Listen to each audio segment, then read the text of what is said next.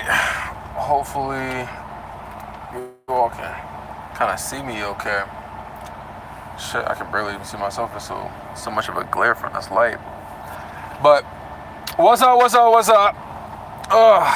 Man, today's been a very stressful day. But I have to apologize. Because I lied. I lied and said that I was gonna do this chapter on Sunday, and it's now Tuesday, and I'm getting to it. But yeah, Sunday was it was just a long day. Monday was a long day, and the football games that came on, and I kind of just watched like a bunch of highlights and some snippets of some stuff or whatever. But yeah, didn't get to it on Monday. But I'm at it today. It's T-Bait day today, 4:45. About to talk about this chapter. Hopefully you can see me all right, and hopefully it's not too bright of a glare. I can kind of see a bit of a glare, pretty bad. But hopefully it's not too bad, and hopefully you can hear me okay. If you got any problems hearing me, let me know in the comment section. What's up, Lebo? Glad to have you in the stream. Appreciate you. That's what's up. But yeah, but like I said, I know I'm late, but I'm at it though. I'm at it. I didn't want to just keep on going and have another chapter pile up and then have to read. You know, I didn't want to be like a chapter behind, so I just wanted to get to it. But to kind of just talk a little bit about the last chapter before we get into this chapter. Last chapter was straight. You know, not too much happened, but you know, it was alright. You know, it was an alright chapter. You know, Chula talked about how, you know, he was pathetic, so that's cool. I don't really understand how. I mean, the ending of the chapter, I kind of explained what I thought the ending was. Like, the ending of the chapter, it was like Arthur, he ended up like using the God step pathways to keep the gate open without the actual artifact, or the portal, I should say, open without the artifact, or at least like keep it open for like, you know, temporarily for like a longer time. I'm not really entirely sure, but maybe we get more explanation as far as like what happened with there. But Agrona gave his message to the people, you know, his propaganda, all that shit. So that was to be expected. I'm really curious to know what Sarris wants to do next. You know, like once she finds out, you know, because he got the information from Alaric. Once he finds out, or once she finds out, you know, some of the information that he gives her from Alaric, I wonder what she thinks her plan is going to be. I wonder what her recovery state is. Like, is she like, you know, kind of close to full health now? As she, you know, regained some of her mana. But yeah, last chapter was all right. I'm kind of glad that I didn't just like read that chapter live and I just had like, you know, 2 chapters to read, you know, or I can like get to this next chapter. Basically, I'm saying I'm glad I don't have to wait a whole nother week for that chapter, because that chapter was kind of more like a transition chapter. So it's nice to kind of just like get to read that chapter and then come into it and read this chapter next, you know, a few days later. So I kind of glad about that. But yeah, I agree that Vasquez. I agree that Sylvie and Chul have to improve for sure, because I said that in the chapter. I said that you know, they were kind of just bystanders. Like they kind of were not needed. Like Chul should have dominated Nico. Like, you know, I know Cecilia was helping, but like, I mean, that should have been. I mean, like here's my question to you, right? Nico and Ellie, who's stronger? You know what I'm saying? Like, I mean, Nico is probably like a little bit stronger than Ellie, but like, you know, when you got Nico and Ellie, like, I'm thinking it'd be a close fight. But then think about Ellie and then Chul. Chul should fuck over Ellie, like no big deal. So how are you struggling with Nico, man? Like that's bad. That's bad. But yeah, I don't get it. I don't get it. But I mean, I don't know, man. This story with how everything is going, I'm pretty much just interested in seeing like how, I guess like I don't know. Agrona's really interesting. I really hope that we get like a POV from Agrona, because I find Agrona to just be fascinating, man. Like with his thoughts and his manipulation, you know what I'm saying? Like he manipulates everything. He pretends like he's prepared for everything, but he does do a lot of preparation. You know, we still got a whole bunch of basilisks that we haven't met yet. We did meet that one that went to go and talk to Cecilia, I think. Yeah, the one that talked to Cecilia for a little bit. And then we also got the one that ended up getting killed, right, from this fourth party member, so we don't know who that is. But man, Agrona's fascinating. Okay, Vasquez. Okay, yeah, I agree with Chul getting emotional. I mean, he just gets mostly enraged because he only has like one type of like fighting style, you know, like, but he's agile, he's quick, you know, he just doesn't really think, he doesn't plan things out. He fights based off of instinct, you know? So he has strength, he has some endurance, although his endurance is kind of limited because of, you know, him being half-blooded or whatever. But he has strength, he has some endurance, he has power, he has some finesse and agility to him, right? He's faster than what you might think, but he doesn't really plan things out. And he gets irritated quickly when you don't just like face him head on. That's why Sylvie said it, and also Agrona even mentioned it about how it was kind of strategic having him fight Melsry and Viessa compared to, you know, somebody else that's gonna like fight him head on. You know what I'm saying? So, or was it Melsry? Yeah, I think Melsry might have been fighting Sylvie, and then Viessa was fighting Chul, because Viessa's the one with the illusions and stuff. So, but yeah, so he just needs to be better. He needs to be better for sure. Nico got an upgrade from Agrona.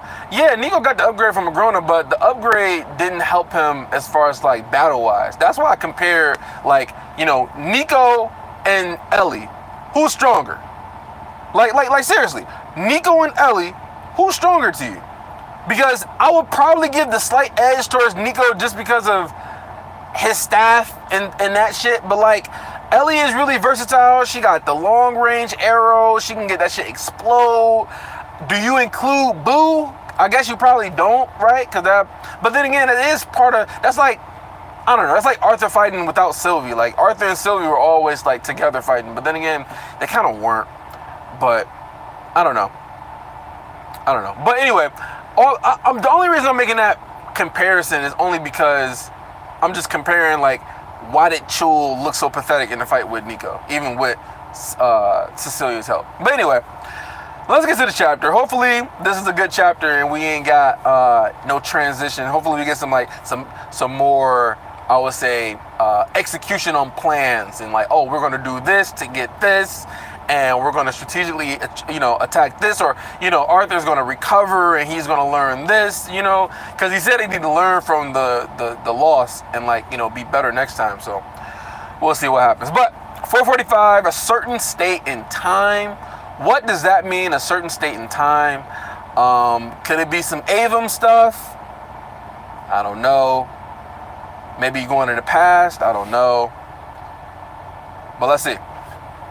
A matte black cube rested on the bed in front of him. I just forgot all about this shit, bro. Like, he still has the cube. He hasn't even fucked with the cube yet. Because I remember he said that he tried to go and put his mind inside the cube, but it wouldn't work. So, you know, it doesn't work like how it did last time. I completely forgot about the cube that he got from the fourth ruin. Like, I forgot all about that shit, man. Like, I'm just like, I completely forgot. The matte black cube rested on the bed in front of me, its weight pressing down into the surface of the soft blanket. It was heavy, dull, and frustratingly blank, lacking any indication that this was some repository of great insight. Had I not received it from the last gen, like this, where the fuck was I at? Had I not received it from the last gen remnant, as well as already having worked through the long and frustrating process of unlocking the first two keystones, right? I might have I might have given it up as some ether-rich broken relic and simply absorbed the power. Sylvie was sitting at the foot of the bed with her knees tucked up against her chest, gaze distant as she passed through the cube to focus on something very far away. She shifted slightly, a frown pulling down. I kind of like how this is started. I like how they get into the cube, so maybe we might get some insight. Shit, maybe Sylvie might get some insight? That would be crazy. Like, what if she got some insight into time just by fucking with the cube, right? What if she got a guide room? What if that was Sylvie's power-up, where like, this is not going to be a power-up for Arthur, it ended up being a power-up for Sylvie? I don't know. But what if they had like half and half, kind of like what Regis did with Destruction? Like, half went to Sylvie, half went to Arthur. But then again, that wouldn't really make sense because you still wouldn't be able to make full use of the power, so that wouldn't be smart. I'm just throwing shit out there, all right? I'm just throwing shit out there. So Sylvie was sitting at the foot of the bed. She had been troubled ever since the broadcast. Although she had kept her feelings close to her chest, our journey back to the second level of the Relatunes had been relatively uneventful. Sylvie hadn't experienced a repeat of her first foray into the Relatunes, which had allowed us to fly through the giant tree zone and directly to the exit portal. A contingent of Denora soldiers had... Is that contingent? Yeah, I think that's contingent. I might be saying that wrong. I'm not entirely sure. Disconnect. Let me disconnect really quick. Let me disconnect. The North soldiers had been waiting for us along with my sister. Ellie had proved a bit of a conundrum for the High Bloods, as no one knew where she fit into their strict caste system. Shit.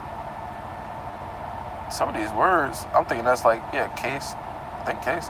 Society, social. Is that social stratification? I don't know what the fuck that is. Anyway, allowing her to do whatever she wanted, which apparently included pestering and bossing around entire squads of high blood battle groups. Our reunion had been short-lived, however, as I rushed to deliver my news to Ceres. That conversation. So we're just skipping the conversation he had with Ceres. I guess it was uneventful.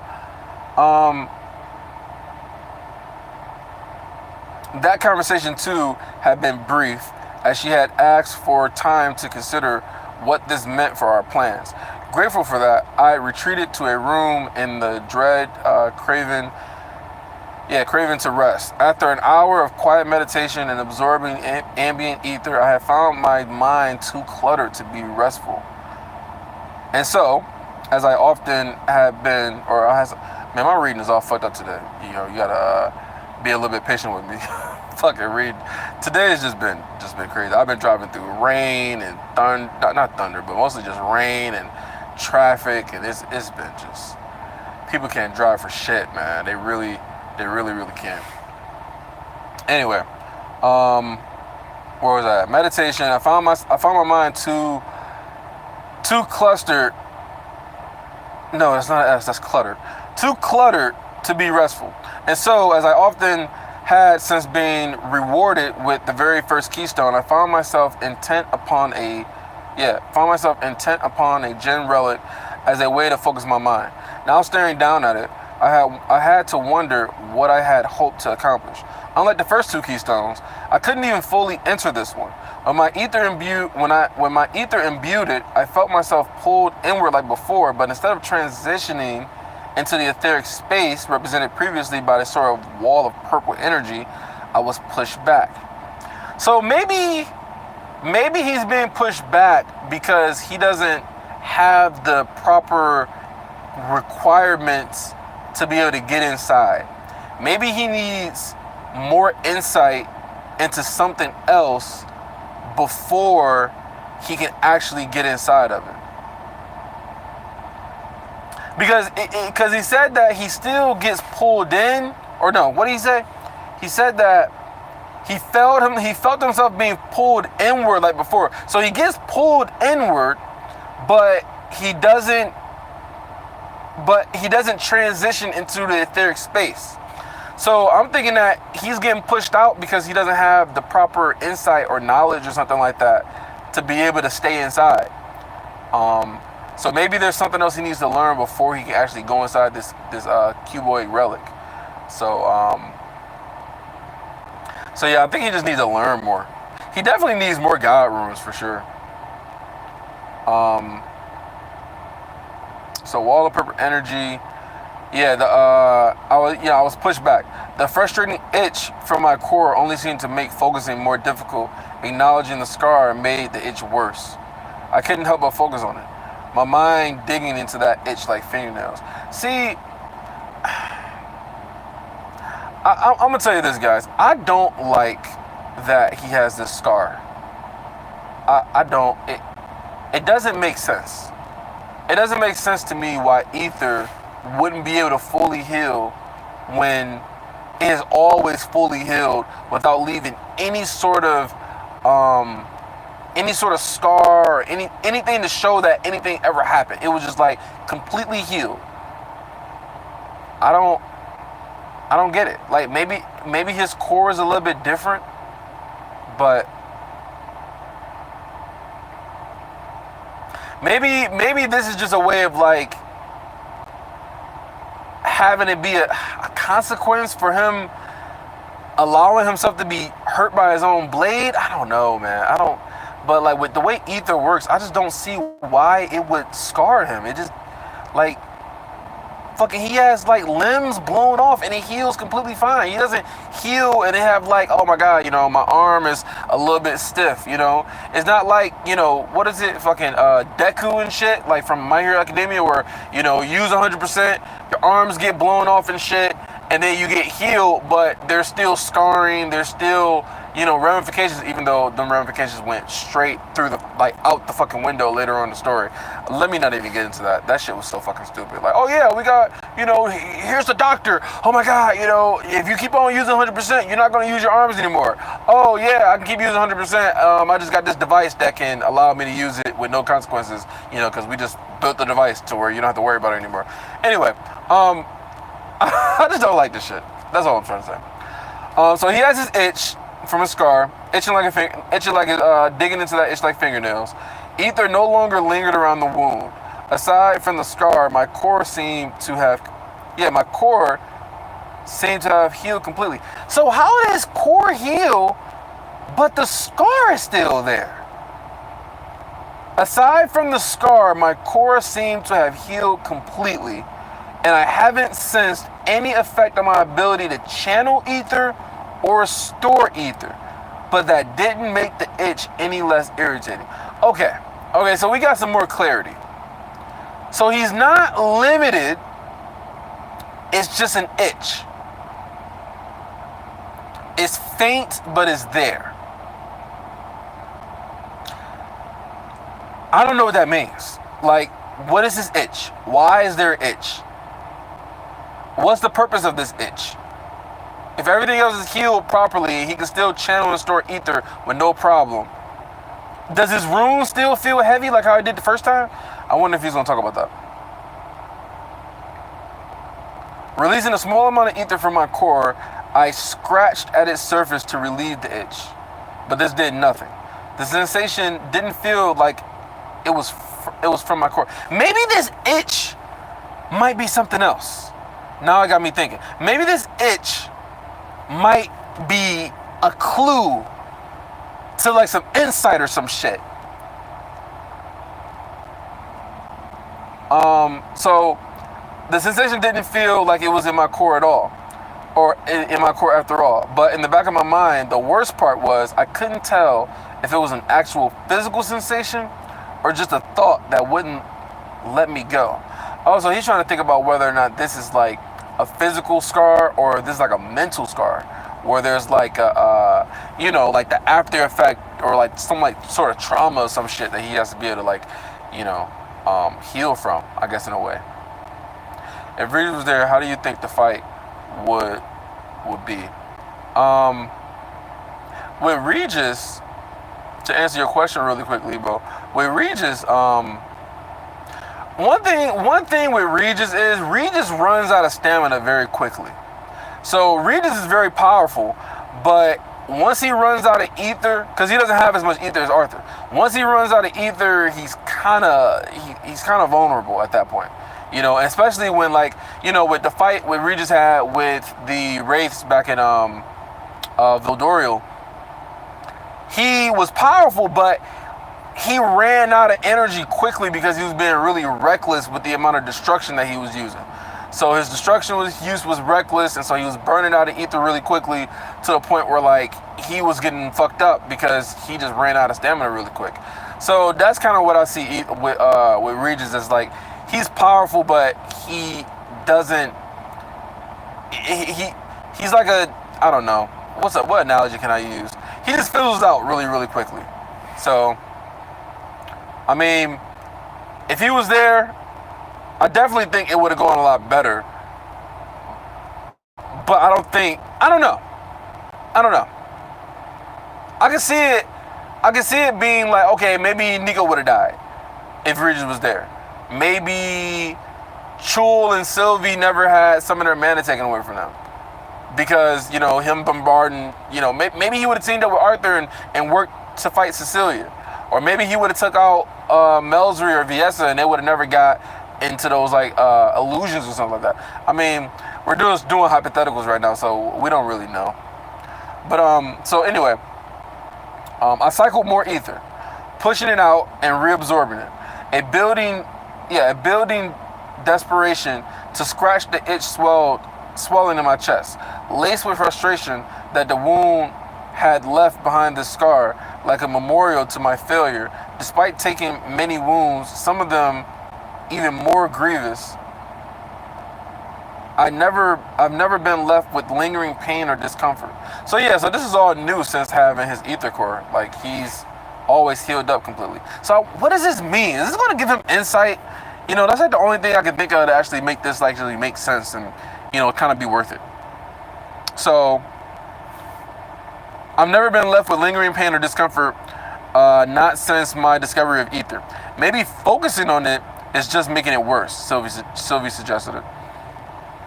I had twin flashbacks to memories from both of my childhoods when my mother and Headmaster Welbeck patiently explained that scratching my irritated skin will only make the itching worse in the long run. Sighing, I pulled my mind away from the sensation. I needed to be intentional, purposeful in how I thought. I didn't think about it, and so I forced my concentration back to the keystone, settling my mind into a calmer place. I activated Realm Heart and began attempting to manipulate the ether of the keystone in a variety of ways. Directly imbuing ether into it drew my mind toward it, but I was rebuffed without ever entering the interior keystone realm itself. Poking and prodding at the inherent ether and mana within the relic made the internal structure quake in an uncomfortable way, like I was at risk of breaking it, but did nothing to open it to me or reveal its contents. Okay, so he's fucking around with it, trying to figure out, you know, what he can do, trying to stay focused, but it's not really leading him towards anything. He's talking about it quaking like it might break if you keep doing this or some shit. So I'm guessing he has to change strategies. Not sure why I'm so worried about breaking it. It's like it's already broken. I trailed off realization, wiping away my frustration and replacing it. What? Aurora's Requiem?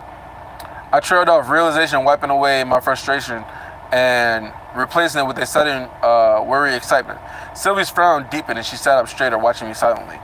The scar on my core itched again as I activated. I just said Aurora's Requiem. Okay, let's see what this does. The scar on my core. Can he use Aurora's Requiem on his core? Maybe to get rid of that itch? The scar on my core itched again as I activated it, pushing mana into Aurora's Wait, pushing mana?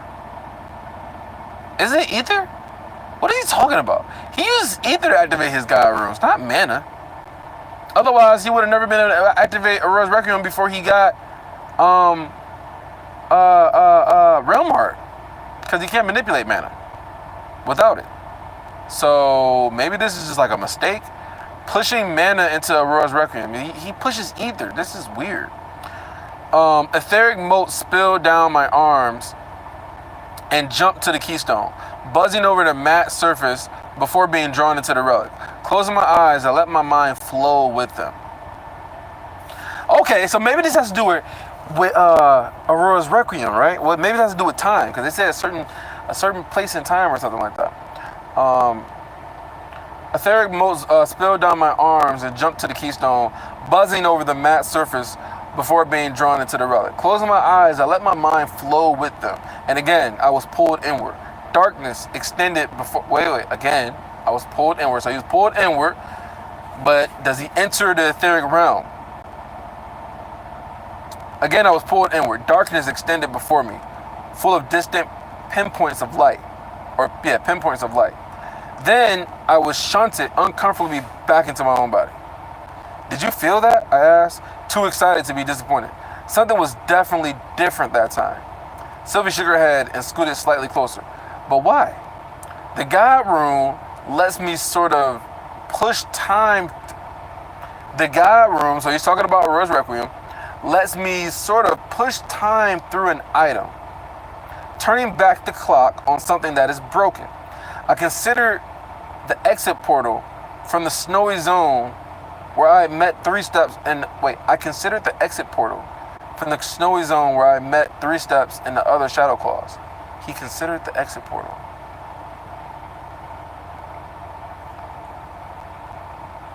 Right. The exit portal, right? He had to heal it because he needed the 3 chunks of the portal. Okay, yeah. So he considered that part.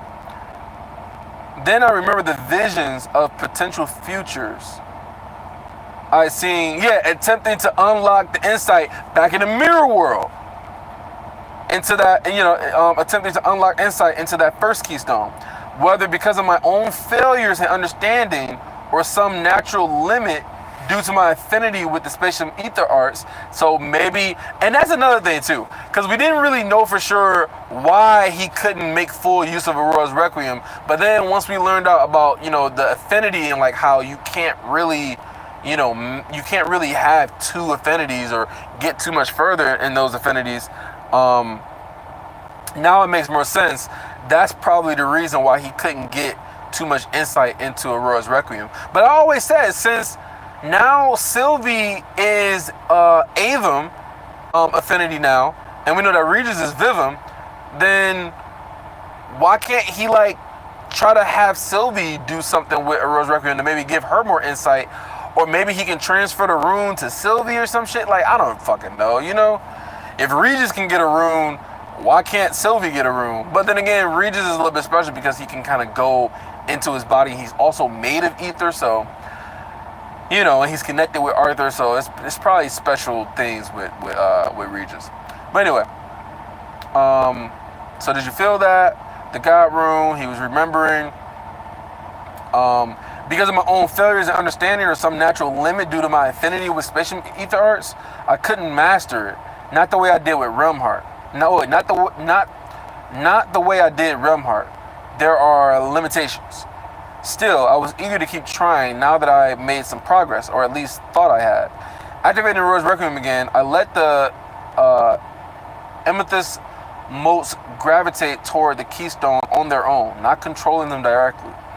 I purposefully held my mind back, not wanting to be drawn into the keystone, only to be forced out again, which would prevent me from tracking the God Room's progress. So he's going to try to see what happens by just letting them flow in there and not trying to force his way in. Okay, I'll see what happens.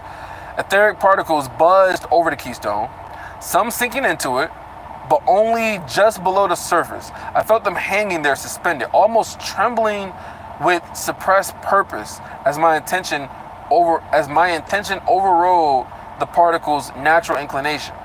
So wait, he's trying not to have any intention on the particles, but what? I guess it's happening anyway? I felt certain that Aurora's Requiem was the key, but some keys turn differently than others. My intent, I realized, just as I had to purposefully consider the scar in a certain way to keep it from burrowing through my conscious mind, I had to channel the God Room with a specific intent as well. Okay, this is interesting. So now he's talking about channeling the God Room with a specific intent. So not only can he activate the God rune, right? So he's using, God step or whatever. He can channel it with a specific intent. That's new. That's new.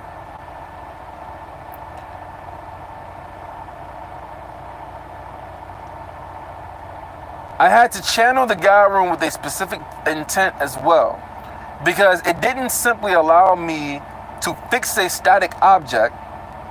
Okay, so you understand. Okay, so it didn't simply allow me to fix a static object, but manipulate the way time had worked on that object. Okay.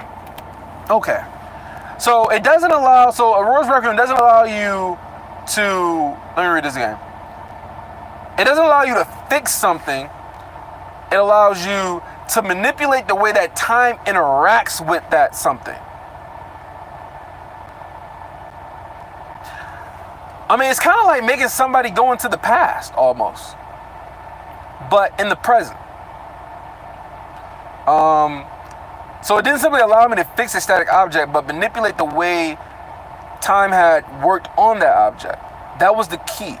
The relic wasn't broken or need of fixing, but perhaps it had to be aligned with a certain state it had been in time to open. Okay, so maybe, so here's what I'm thinking he's saying. So when he's saying he has to channel it with specific intent, so maybe what he's saying is that he needs to channel Aurora's Requiem to make the object go to a specific point in time. That's what he's saying. That's what I'm getting from this. He needs to channel Aurora's Requiem to make the object go into a specific point in time to get it to open up or unlock. Right? So it's kind of like if you were to use this on another person, making them go to a specific age or a specific point to where they were at their peak or, whatever. I get what I'm trying to say. So that's kind of how I'm interpreting this. The relic wasn't broken or in need of fixing, but perhaps it had to be aligned with a certain state it had been in time to open. Ingenious, I muttered, wondering at the Jinn mind that had created such a puzzle. Feeling myself beginning to grin, I adjusted the way I was holding the God rune in my mind and started pushing the channel ether through the keystone. I envisioned it not as repairing some broken internal component, but rather turning back the hands of a clock, setting a series of cogs into motion within. As these metaphorical cogs turned, I put pressure on the relic, trying to ease into the keystone relic within, or the keystone realm within. The room went dark again, and slowly, very slowly, the dark gave way to plum purple, then light pink, and finally, I found myself before a wall of amethyst energy. Well, that was pretty quick. Okay, so this is cool. So we got insight. I completely forgot about this relic. So this is dope. This is dope. This is dope. So what does this mean now? And finally, I found myself before a wall of amethyst energy. It had worked, but I was not drawn through the etheric barrier. So he's not through the etheric barrier, nor could I push myself into it. But I knew now what needed to be done. There were 4 keystones. Each was needed. Oh, okay. So he's saying that so it seems to me like he needs the 3rd keystone to solve the 4th. So he has the 1st, he has the 2nd. So the 1st was Aurora's Requiem. The 2nd was Realm Heart. The 3rd we don't have because somebody took it. And then this is the 4th. So I think that what he's figuring out is that he needs the insight from the 3rd keystone or the 3rd relic in order for him to progress into the 4th one. So he might be able, so right now he used the 1st one with Aurora's Requiem to be able to, turn the clock to the specific time to be able to bypass and get through or get toward the amethyst realm. And so I'm trying to figure out, so he doesn't have the 3rd one yet, but let's see what will he do with Realm Heart that's going to help him get further into the keystone, right? Because he still has Realm Heart that he has to use. So how is Realm Heart going to help him get further into this keystone? But I knew now what needed to be done. There were 4 keystones. Each was needed to progress my understanding of the aspect of fate. Since Aurora's Requiem had brought me to this point, with my mind entangled within the keystone, channeling ether into Realm Heart took time. My connection to the God Room felt distant and tentative. But I was certain about my course, and so never doubted what I was attempting to do. Dozens of white lines of purple mana appeared in my vision. Oh, pure. I said purple. Dozens of white lines of pure mana appeared in my vision, spilling out of narrow gaps in the barrier, invisible without sight of the mana particles. Leaning forward, I drifted into one of the gaps. It carved through the ether like a maze, but by following the trail of mana, I easily passed through. I don't know what's going on here, but let's go. And it appeared within what I could only describe as an etheric lightning storm. Okay. Violent clouds of ether burst with bolts of hot white mana, with a noise like shattering glass and crashing flashes coming one after another with sickening frequency. Within moments, I felt my temples begin to ache and burn, my consciousness already being drawn out of the keystone realm and back toward my body. I gritted my teeth and leaned into the sensation, forcing my way forward. A bolt of mana struck me and my mind lurched to a memory. It's okay. I'm okay. Art. Tessia's voice, gentle. Her hands a soft caress. I sank to the cold, hard floor. Sobs ripped from my throat.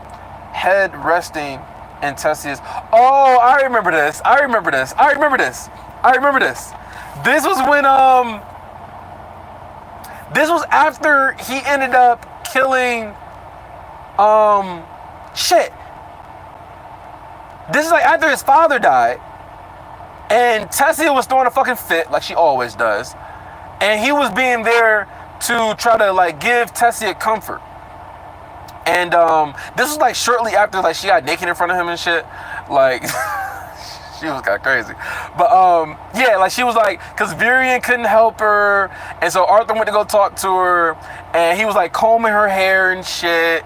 And then she went to go take a shower or whatever, and he was like combing her hair, and she was like complaining or whatever. He was like, "Do you want me to stop?" He was like, "No, I don't want you to stop." So he kept on combing her hair and shit. And I think he went downstairs to go try to cook her some food, and he was cooking some food, and like he was still distraught over his dad dying. And then Tessia came up behind him, and he like fell to the floor. I'm remembering this shit. Tell me if I'm right. He like fell to the floor, and he was like in her lap, and he was like sobbing and shit. I think that's the memory that he's talking about. It's okay. I'm okay, Art. Tessia's voice, gentle, her hands a soft caress. I sank to the cold, hard floor, sobs ripped from my throat. Head resting on Tessia's lap. Her hands were warm, keeping me anchored. Her voice like a healer's magic, easing the pain. A second bolt struck me from a different direction, and suddenly the emotion was gone, leaving me hollow. What the hell is going on? How is Realm Heart like triggering all these emotional states and shit? And suddenly the emotion was gone, leaving me hollow as I considered the ramifications of colliding technology and magical advancements, pondering what Daikathan might look like in 3, 4, or even 500 years. Flash. Bile rose up from the back of my throat as my mind was yanked to the memory of a lecture on Mana Beast differentiation when I had been at Zyra's Academy. Flash. 8 years ago. A maid standing in the doorway of a noble estate, looking down at me curiously. Hello, my name is Arthur Leywin. I believe my family is currently residing in this manor. May I speak to them? Oh yeah, so this is when he first came back from Elenwar. A familiar voice in the background. Eleanor Leywin, there you are. You have got to stop running to the front door every time someone... My mother's eyes wide, her words stopping mid-sentence, a bowl tumbling from her hands. In front of my mother, a little girl, dazzling brown eyes gazing up at me with innocent curiosity. Ash brown pigtails on each side of her head. Bolt after bolt struck, jerking me from one random thought, memory, or consideration to the next until I felt like my skull was split down the middle. I let go, and the Keystone realm hurled me out, my eyes snapping open, stinging with sweat. Sylvia was right next to me, a cloth in her hand. Futilely? I think that's how you say that shit. Attempted to wipe my face. There you are. I was worried sick. You went blank for a while, like your mind was totally empty. My heart was pounding in my chest, and the ache behind my eyes was still very much present. Sorry, I thought, my throat too dry to speak comfortably. It was different this time, painful. What did you see? Sylvia prodded my mind, and I opened up to her, drawing the events within the Keystone forward. Oh, I see. It's a lock, I think. To move past it, I need the insight contained within. The missing Keystone, Sylvie said aloud as I thought it. She shook her head. I assume you'll be prioritizing finding it then. I sighed and rubbed my eyes. Looks like it. Maybe you should go for a walk, Sylvie suggested, passing me the damp hand towel. I'm sure your sister would like to speak to you more than a couple minutes. I'm sure your sister would like to speak to you for more than a couple minutes. You could come visit me, Regis. Regis, we haven't forgot about you, Regis. You could come visit me, Regis' voice intruded from across the zone. Just because I'm stuck in the head of a jar and you can telepathically communicate with me from across the relatives doesn't mean the gesture wouldn't be appreciated. Plus, I think I might be turning into a pickle in here. I smiled despite myself and worked my fingers against my chest. But you can always count on Regis to start telling some jokes and shit, trying to make him feel better and shit. I smiled despite myself and worked my fingers against my chest. Beneath the skin, my pulse was already beating slower. But this only brought attention back to my drained core and aching scar across its surface. The feel of it wiped the smile off my face. Yeah, I better check in on everyone, I admitted, stretching as I stood. Coming? Sylvie shook her head before flopping down into the space I vacated. I'm sorry, Arthur, but I learned when we first stepped into the relic tombs, and with our fight now, I feel like I need some time to process it. These powers don't quite feel like mine yet. I just need some time to consider everything. I can help if you want, I said, not really wanting to leave the room yet myself. She gave a small shake of her head.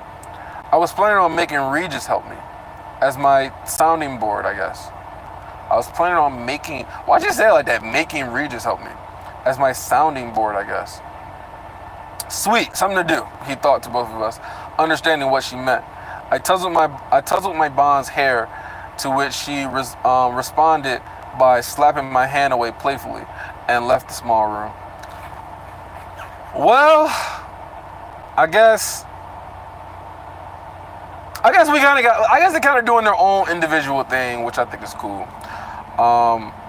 Let me see what you said, Lebo. An ether core is an anomaly, so mostly the ether is trying to understand the core's biological property for it to heal fully. So the ether doesn't see the scar as an injury. Okay. So that's an interesting sort of like philosophy, I guess I would say. Because, it is an anomaly. I don't think there's ever been anybody who had an ether core before. But you say that, see, this is what makes me think that it's more so, I guess, if that's true, or let's just go with that. Let's just go with what you just said, how the ether doesn't see it as a scar. Then this is a Arthur thing. This isn't like ether did his job. This is more of a mental thing that Arthur has. That's kind of what that would lead towards. So sweet something to do, tousled her hair. One of the servants was standing at the top of the stairs, and when they saw me appear, they hurried over, bowed, and said, Lady Sarahs has stepped out, but wanted me to inform you that she has come to a decision and will appreciate the opportunity to speak with you at your earliest convenience. She asked that I not disturb you, but wait until I held up a hand, cutting them off. Thank you, I appreciate that. Message received. They bowed and hurried away, vanishing down the stairs. I followed more slowly, checking the rooms around mine for Ellie, Kara, or Chul, but they weren't present. I wonder what Kara's doing, or how she's feeling.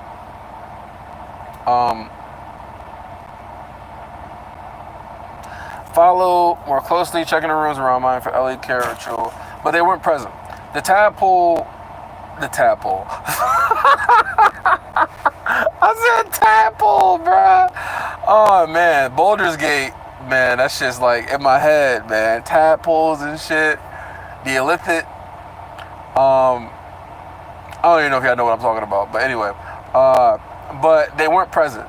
The tap room below was empty as well, except for a couple of guards. 2 more stood outside the door, but they didn't say anything as I passed. I considered asking about the others, but realized almost immediately I didn't have to.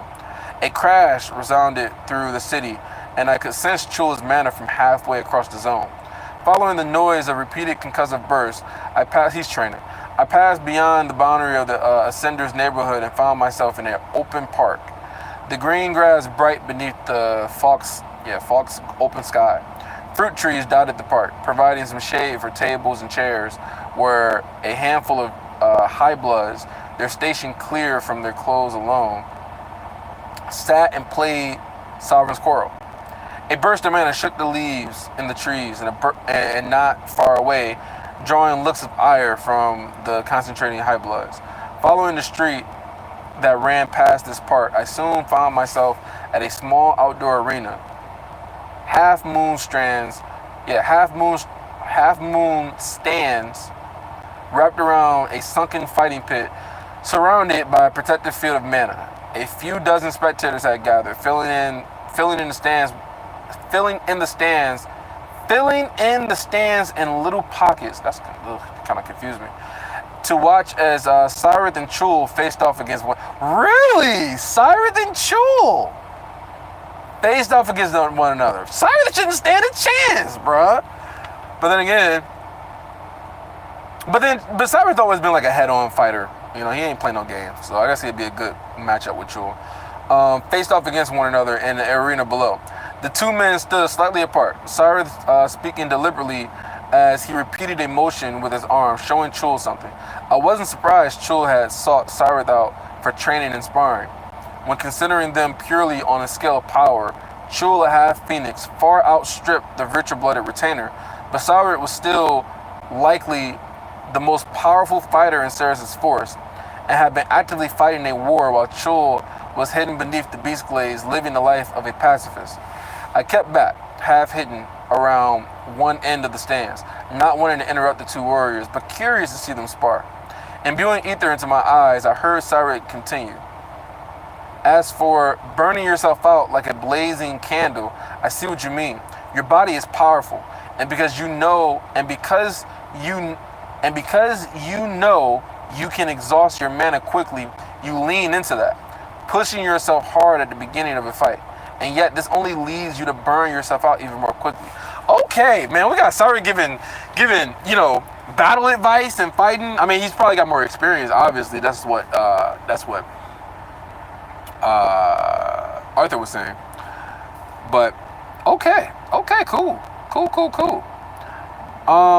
So your body is powerful, you lean into that. So what he's saying is that, he's saying that, like, he exerts a lot of his energy in the beginning on purpose, so that way he can end the fight early, I guess is what Cyrith is saying. Let me reread this. As for burning yourself out like a blazing candle, I see what you mean. Your body is powerful, and because you know you can exhaust your mana quickly, you lean into that, pushing yourself hard at the beginning of a fight, and yet this only leads you to burning yourself out even more quickly. Your instincts for battle are strong. However, don't doubt yourself in that regard. However, you rely on them heavily. To an enemy powerful enough to stand up to the raw strength of your first onslaught, this will make you predictable. You need study to augment instinct. I said that he was instinctual. You need study to augment instinct so that you are able to vary your tactics, especially as you seek to become more efficient as well. That's what I'm doing, Chul said with a shrug of his broad shoulders. Cyrith nodded. Of course. Now, let us exchange a few more rounds. I want to see you put the strike I show you into practice. Chul fell back a few steps, and Cyrith slipped into a defensive stance. His hands up, his gaze focused. Chul jolted forward, his fists snapping out in a series of crushing blows. Cyrith used minimum force to deflect the blows, letting Chul's own force aid in the subtle shifting of Cyrith's footing. You know what will be really good for Chul? He needs to get taught by Coldry. If he got training by Coldry, bruh, he would be amazing, because they're all about efficiency. All about efficiency. Or, you know who will be really good right now? Aldir. Where the fuck is Aldir? Aldir would be really good right now. Training Chul, giving some shit. Like, say if Aldir was like, listen, Arthur, I'm not gonna fight, even though I think that's bullshit, because you literally fought and killed a bunch of dragons before you even came down to this decision. He literally was going to fight Winsome if necessary, you know, with Silverlight. It would be perfect if he was just like, okay, I'm not gonna fight, right? I'm not gonna fight anymore, but I'll train. You know, I'm not gonna pass on. Obviously, he's not gonna pass on war duty technique, but you know, he'll train in, like, you know, the fucking the fuck, what's this race called? His race. He's on the Basilisk. Pantheon. Yeah, he's a Pantheon. So, like, you know, pass on his Pantheon arts and shit, the fighting and shit. Like the what's the one move that Arthur ended up kind of picking up and learning how to do? The fuck was it? It's like the mirror, not mirror. It's like the he flashing. You know what I'm talking about? He like it's kind of like a flash. It look like he's teleporting almost. It's called Mirage Walk. Thank you, Mirage Walk. I was like, talking about some fucking mirror. But yeah, like, he could teach Mirage Walk, and like, fucking Aldir would be perfect right now. But I'm gonna stay here, and you know, if I can, I'm gonna just, you know, man, that was weak. That was weak as hell, man. That was really weak. Anyway, let me continue and let me not get sidetracked anymore. I forgot where I was at. Whenever I go on a tangent, I always forget where the fuck I'm at. Where am I at? Letting my hands. No. They pause. No. Okay, here we are. Chul fell back a few steps, and Cyrus slipped into a defensive stance. His hands up, his gaze focused. Chul jolted forward, his fist snapping out into a series of crushing blows. Cyrus used minimum force to deflect the blows, letting Chul's own force aid in the subtle shifting of Cyrus' footing. They paused, and Cyrus offered a correction on Chul's follow-through.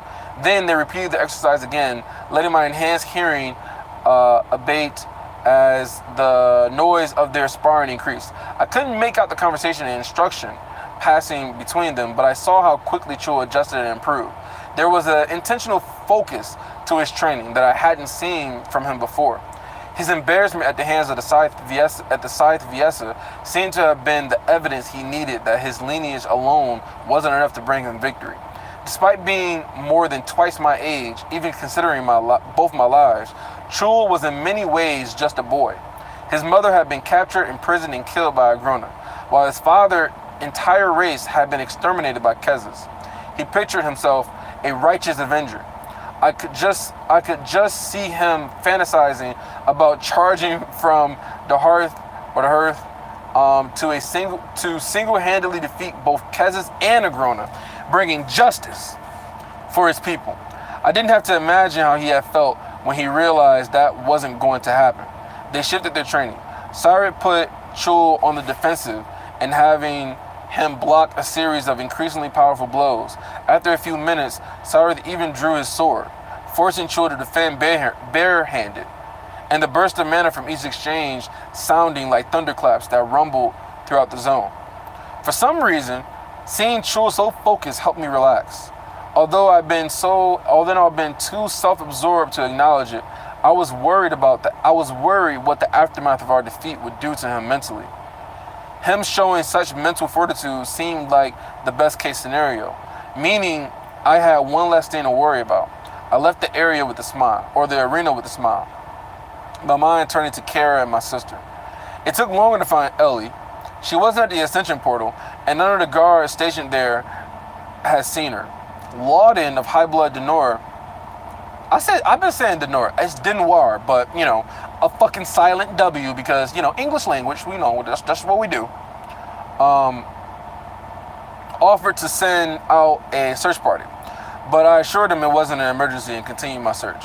Ellie's pure manner was unique, but it wasn't as visible as the show put on by Chul and Cyrus, and I couldn't sense it from far away.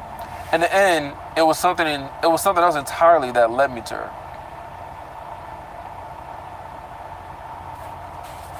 Okay, as I made my way down Sovereign Boulevard. I'm about to say, who the fuck is this Sovereign guy? What? That's just a fucking street name. As I made my way down Sovereign Boulevard, using Realm Heart to search the mana, I nearly walked right into Mela. Mela is of High Blood Frost, right? Isn't that what? No, that's not Mela.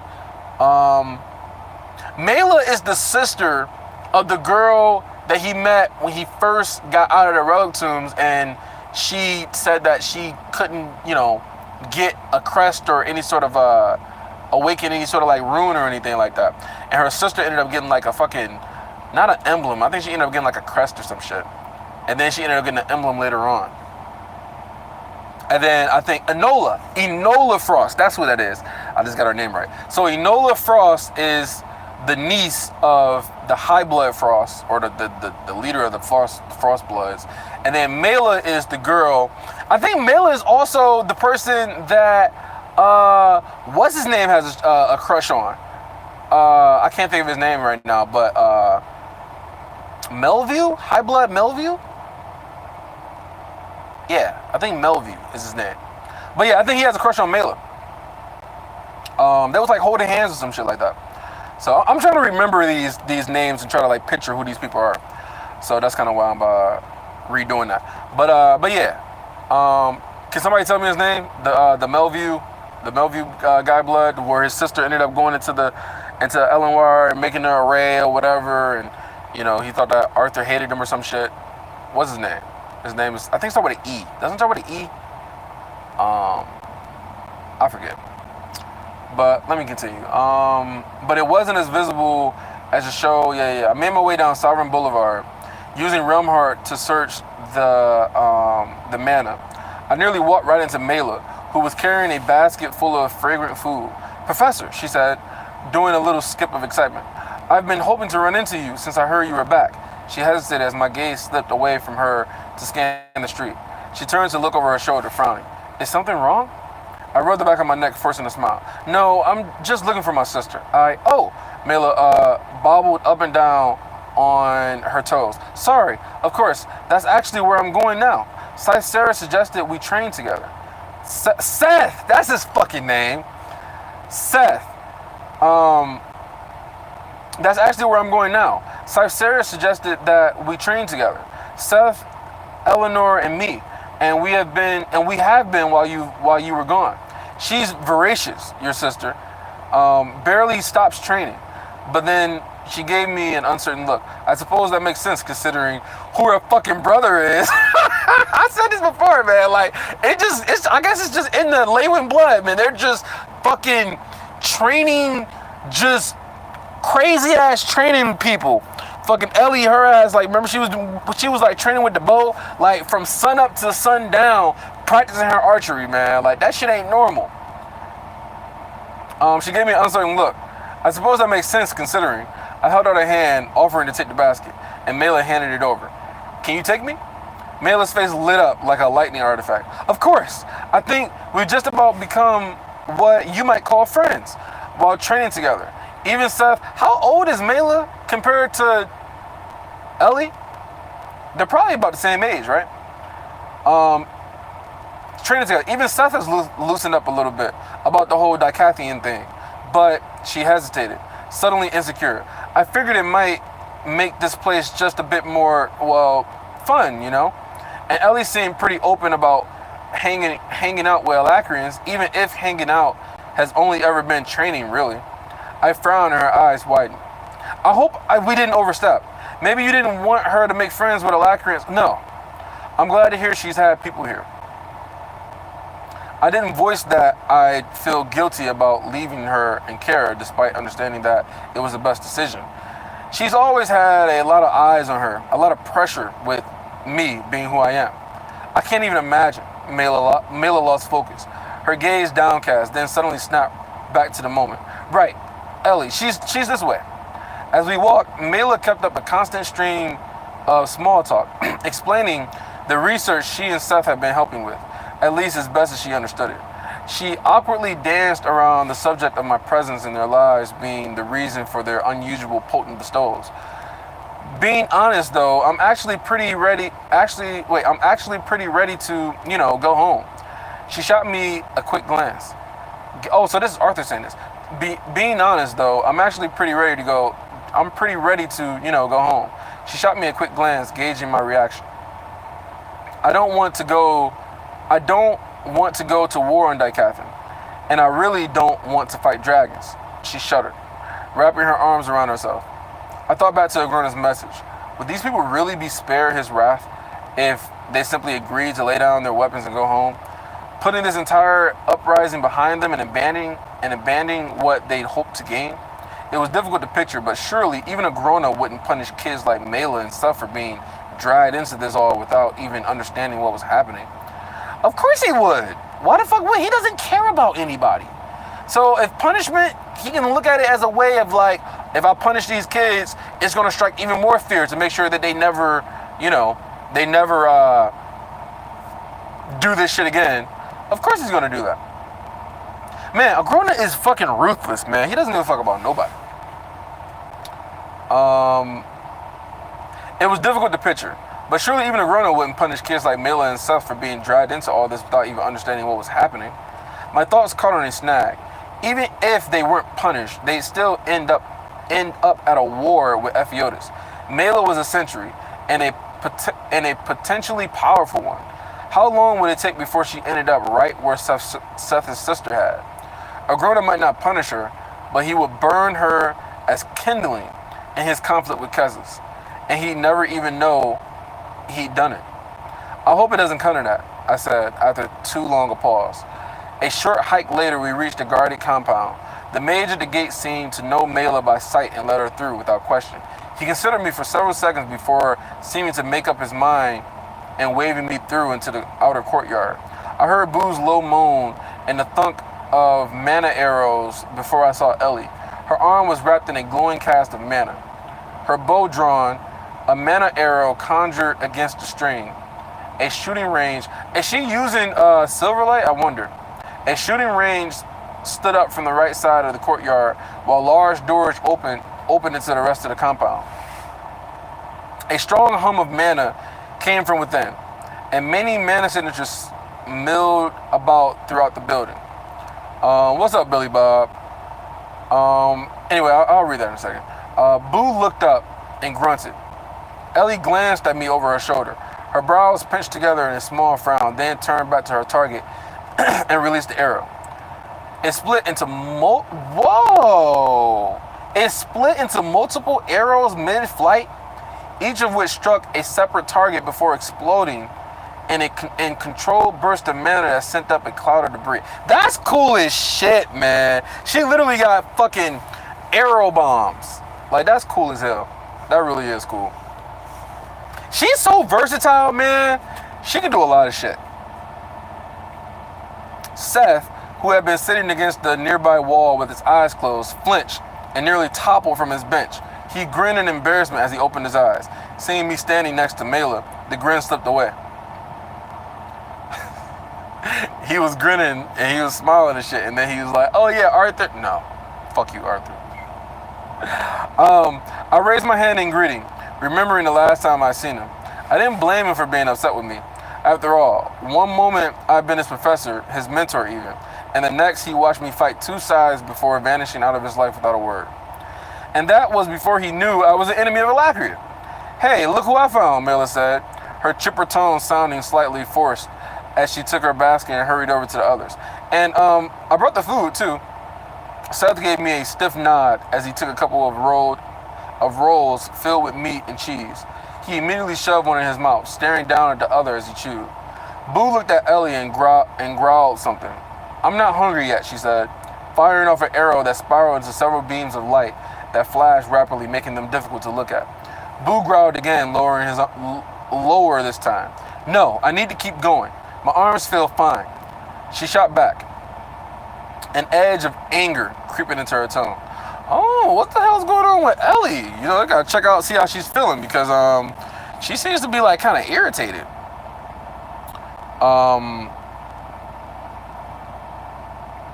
Mela glanced from Ellie to Seth, then gave me an uncomfortable smile. Anyway, Ellie's been able to tell us all kinds of stuff about your continent. It's been pretty interesting.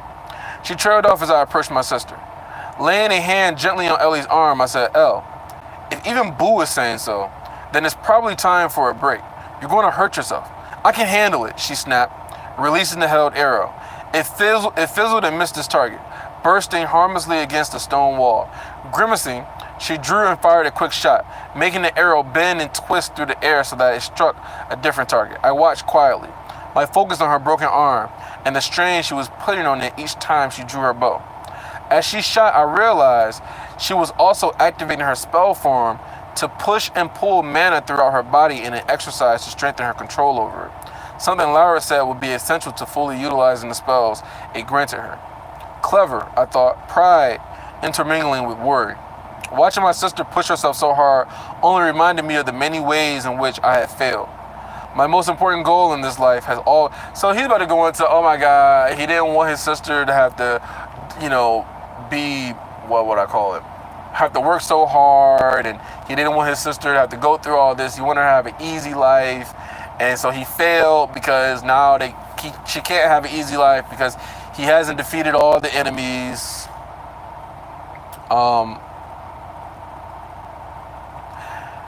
My most important goal in this life had always been to keep my family safe. It was hard to argue that I've done that as I watched my wounded sister practice killing our enemies.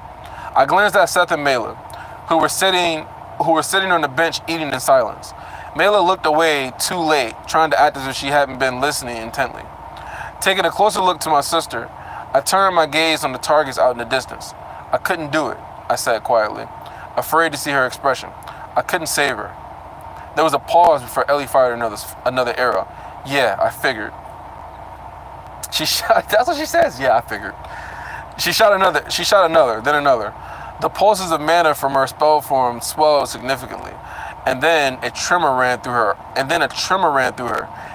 An arrow vanished from the bowstring, and even her cast seemed to falter, the mana fading in and out of her broken arm. She gasped in pain, and the bow slipped from her grasp to clatter onto the ground before sinking to her knees. Boo moaned and rushed over to her protectively, pressing his nose into her hair and snuffling.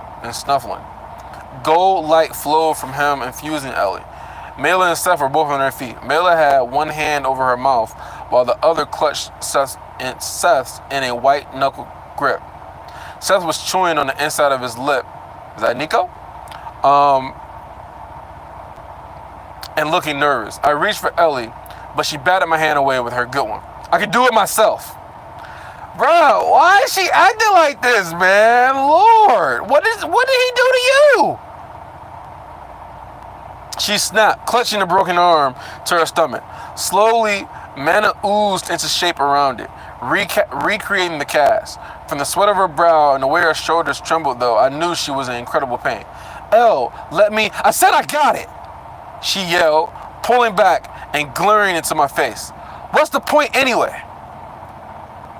She fell back onto her rear and curled her torso around her arm, tears welling up in her anger-filled eyes. We had to sacrifice so much, endure so much. You've had to leave me and Mom all the time, and we still can't even save the people we love. Her voice grew louder and more raspy with each word until she was shouting. I want Dad back.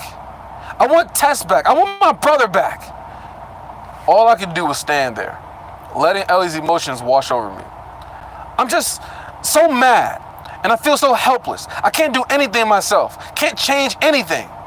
No matter how strong I get, I'll never be strong enough to make a difference in a war where even you can lose a fight.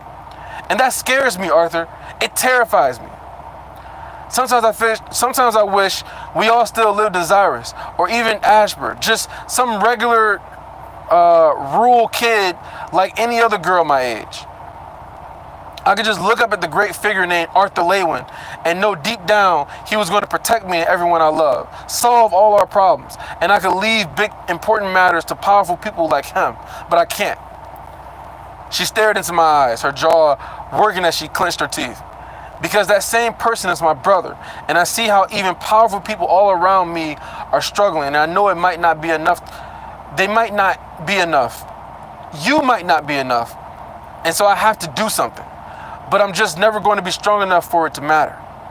The words spilled out of her until she had no more breath and she deflated. Struggling to breathe, trying and failing to keep herself under control.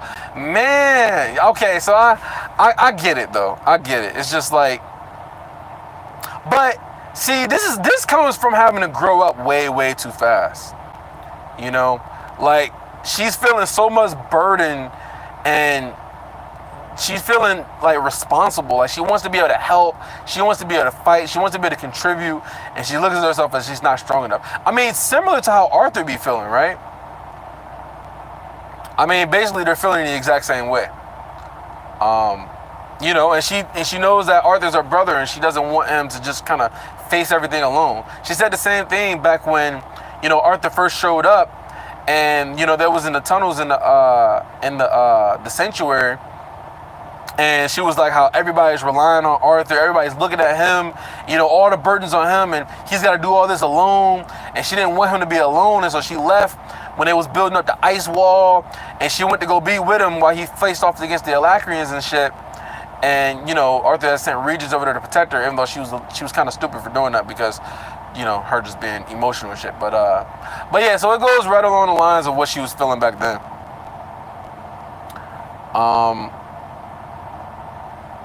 As I reached for her, Seth appeared next to me before easing down in front of Ellie. Mela sat beside her, wrapped an arm around her, and rested her head on Ellie's shoulder, heedless of the huge bear-like mana beast hulking over them.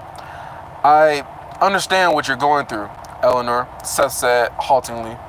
And you're right, after all, Vritra, but I miss my sister, and I used to think just the same about her, you know? He paused, clenching his jaw to hold back his emotion before speaking again. I don't think I've ever felt as helpless as when the news came back that she had died. I hated you Dicathians for that, and I hated the High Bloods and the Vritra clan for sending her, but I think I hated myself even more. She'd been so set on getting me the healing I needed. I've always been sickly, frail, and I thought maybe she wouldn't have volunteered for such dangerous assignments if it weren't for, well, you get it. Ellie had gone quiet, whether because they were her peers or just not her brother. She seemed more ready to accept the comfort they provided in that moment. Professor Gray, Seth cleared his throat. Arthur, your brother. He was the first person who made me feel seen, like I was worth something. Since Siri, is that how you say that? Siri? Or Siri? Died, like someone actually cared. He shook his head, an amazed smile on his face. And then I learned he's not even from this continent. It really knocked me for a loop, you know? He sat in silence for a moment, then seemed to remember he had been speaking. Anyway, my point is that you never know who will have power in your life, or whose life you'll impact. Maybe you're not as strong as a Scythe or Sovereign. That doesn't have to be how you change the world. Maybe you're just kind to someone. A flush suddenly crept up his neck to his cheeks. I don't know. I just wanted to tell you you're not alone. He reached out and patted her hand awkwardly before standing up and taking a step back. Tentatively, he looked at me from the corner of his eye. I smiled appreciatively, and he looked back at the ground. I started to speak, wanting to add something, anything, but I caught Boo's eye.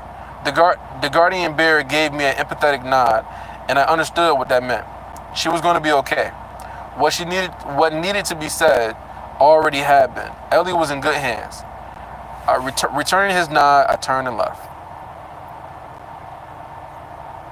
Okay. So, this is another, almost kind of like another setup chapter, but it's not really setting anything up, really. It's mostly kind of just you're kind of just getting more, you know, the emotional states of the people, and kind of just seeing like what Ellie's going through. You know, Ellie making friends with Mela and Seth. And then, you know, Arthur learning a little bit, you know, progress with the Keystone that I completely forgot about. So that's cool. Then you got Sylvie. Sylvie's trying to, like, understand her body, understand her powers. It don't feel like it's hers. So she's trying to, like, get better understanding with that. Ceres needs to figure out her plan, what she's going to do with the information that Arthur gave her. Regis is going to help Sylvie. And Arthur, Chul training, trying to get better with Cyrus' help. So everybody's kind of like got a task, something that they're focusing on, you know, trying to build on. And that's cool. That's cool. I like that. So this is another just like chill chapter. I kind of liked the conversations with Ellie and like her emotional state and how she's feeling. And then you got Seth and Mela coming in to kind of comfort her. Then you got Seth coming in and be like, oh yeah, I can empathize with you. I feel the same way. I would think that Arthur can feel the exact same way as her too, but yeah, this was cool. This is a cool chapter. We don't really learn too much. It's just kind of like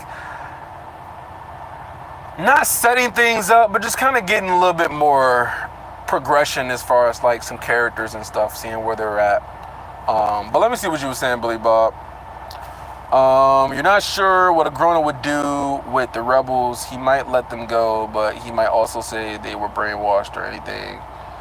He's kind of a loose cannon. You never know what he would do. I think Agrona doesn't give a fuck about anybody, and that if he finds some use in some way that they could be beneficial to some plot, some propaganda, maybe he wants to influence something or whatever the fuck, he'll snuff out anybody's life without a care. He doesn't give a fuck. So I don't think that you can believe anything that he says. So when he says that, oh yeah, lay down your arms and it doesn't matter, he's full of shit, man. You can't take any of that stuff seriously. So Lebo, let's see what you said. Do you think Arthur has survived this long because he is more powerful than me? More intelligent than me, better prepared than me? That Cecilia part was funny. Yeah, that was funny. I did like that. I like Agrona, man. Like Agrona is smart. Like, and he said it too. Like, he has survived this long. Agrona has survived this long, not because he's been more powerful or whatever. He's just been more clever. He's been more clever, more prepared, willing to take more risk. That's what he calls it, risk. You know, so yeah, that's how he's been able to survive for so long. Ellie's got that teen angst, being all emotional. I mean, I can understand why you say that, but at least here's what I would say. When I think of teen angst, I think of like some immature, you know, emotional bullshit, you know, like you watch some of like the teen shows on like the CW and shit like that. That bullshit, you know. Ellie's emotions is more like heartfelt for me. It's more like it's a little bit deeper, you know, like she really wants to, you know, I mean, she's still a kid at the end of the day. So like, so when she says, oh my God, shut up, GPS. So when she says that she misses her dad and stuff, like she want her brother back, you know, she's just been thrown into all this shit that a normal teenager wouldn't have to go through, and she's got to like come to grips with all this shit. So I mean, I can empathize, and it's understandable. Then she also wants to help. She also doesn't want to see her loved ones like hurt, and she's got people who die. Her dad died, and you know, she didn't really have a whole lot of friends. Tessia's gone. Tessia was her friend. You know, Tessia was probably her best friend, and she actually looked up to Tessia like a sister almost. And you know, she's gone. So you know, she's got a lot that she's going through. So I get it. Lebo, I wonder if Agrona laughs at Cecilia in his quiet moments, thinking he doesn't even have to brainwash this idiot anymore.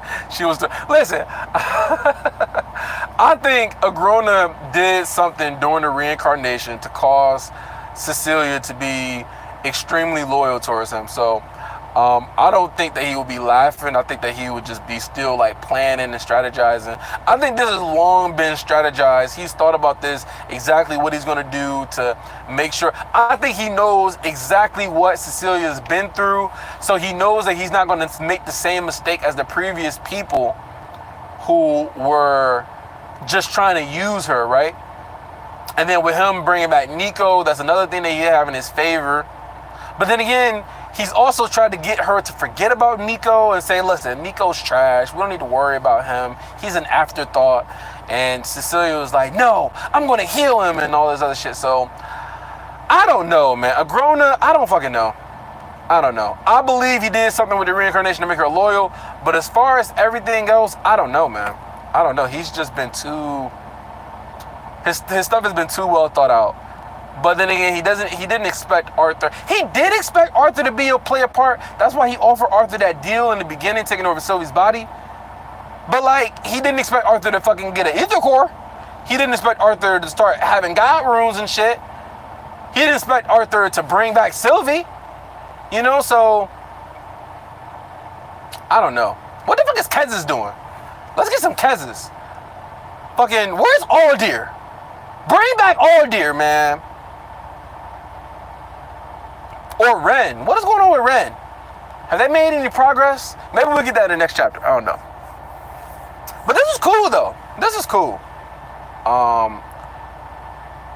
What did you say? I wonder if we're going to... Oh, so you started that. Who do you think was the attacker in the last chapter? Vasquez, I don't know, man. I don't know. That's kind of the big question. That's kind of the big question.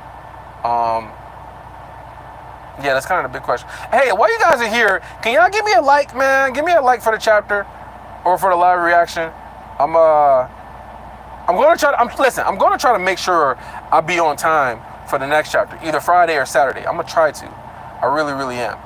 But that's the big question, Vasquez. That's the big question. Who the hell is this fourth party?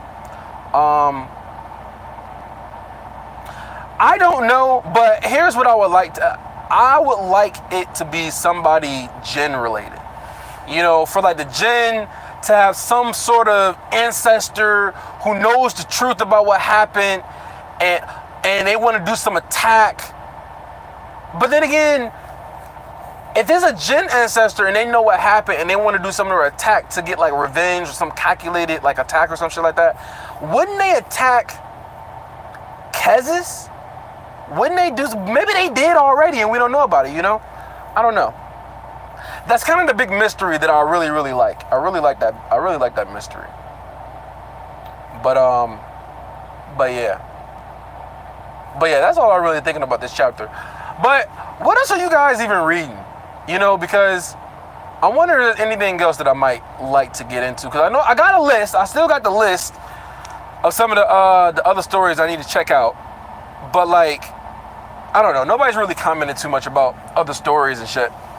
I know that there's a lot. I know there's the One Piece Netflix show that I have not seen.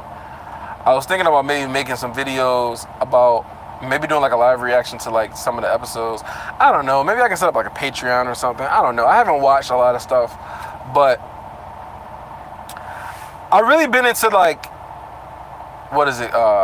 Brandon Sanderson series and stuff. Like that's what I've been really into. I've been kind of listening to that because that's a lot easier on the road because, you know, when I be on the road, I'm driving all the time. So it's a lot easier like listening to something and being able to experience it that way versus like trying to read something, you know. So that's why I like listen to a lot of audiobooks and shit. But yeah, I'm trying to get something else to read because I've read, gosh, she's extremely skinny. Lord, give her some food. I'm trying to get it. I already read Mistborn, right? I've read like all the Mistborn. I've read the first part of Mistborn, and I've read the second part of Mistborn with Wax, and you know all that stuff with Sazed and like everything that happened with that. So I really like that shit, man. Y'all haven't seen them. If y'all haven't read the Mistborn series with like the first part and the second part, man, that shit is dope. That shit is super dope. Y'all definitely like that shit, man. Like Like that shit is dope. But then you got Stormlight Archives. I read that shit. That was really dope. I ended up reading, what was it called? It was another Brandon Sanderson. It was fuck was it called?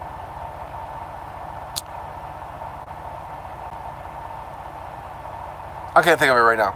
But I'm still reading like the Sand, what is it called? The Sandborn or whatever, with the like the Sand People or whatever. I'm still kind of reading that. I'm not really loving that too much. It's kind of okay at the point, but I'm just trying to think of some other shit that I could be reading or I could be listening to. I know there's like manga and not manga, but like manhwa and stuff that I could check out. I don't know, but I got to figure out more stuff I'm gonna be reading. But let me see. I thought it was Cecilia. No, Vasquez. It wasn't Cecilia. Cecilia wasn't the attacker. When Cecilia first showed up, she had said that, you know, like, what happened to the Sovereign, or how did you get rid of the Sovereign? She was surprised just like the rest of them. I thought it was Cecilia too. My first thought when it first happened, when them all being drained of mana and shit like that, I was like, oh yeah, this is Cecilia. She fucking maybe has some order from Agrona to go get some more, you know, mana or some shit like that. But no, it wasn't Cecilia. It wasn't Cecilia. And they also, remember, Agrona's trying to make it seem like the people who attacked the Sovereign was the dragons. Remember, that's the propaganda that he's spinning. So yeah, it definitely wasn't Cecilia. So what'd you say, Lebo? Infinite Mage? I think that might have been suggested before. Let me see. Do I still have that list? I think Infinite Mage has been suggested before. But my thing is this, though. I don't know exactly how I want to even do videos. If I should just do like a review, or should I just do yeah, so I got Lord of the Mystery Ordeal. Yeah, I got Lord of the Mystery and Ordeal. I'll put Infinite Mage on there too. Maybe I didn't put it. I think I might have left on list at home.